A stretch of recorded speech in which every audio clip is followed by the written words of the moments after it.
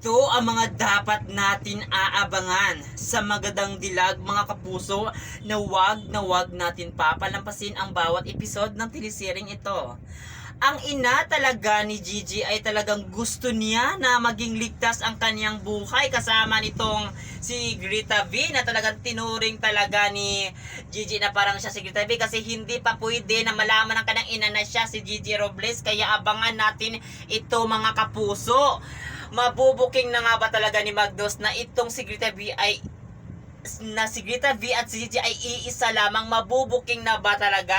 Kasi nga nakita ni Magnus itong ina ni Gigi na kasama itong si Grita V. Baka dito talaga mag-isip si Magnus na baka nga totoo ang sinasabi ni Blair na itong si Grita V at si Gigi ay iisa lamang.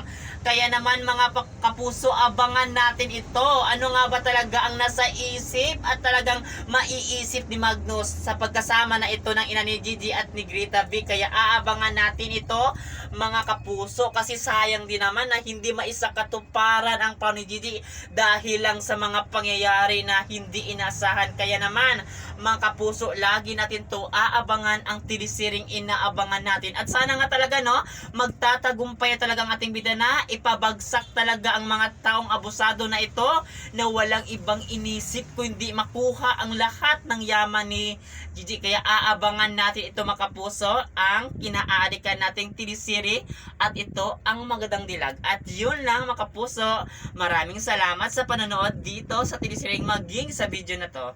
Thank you.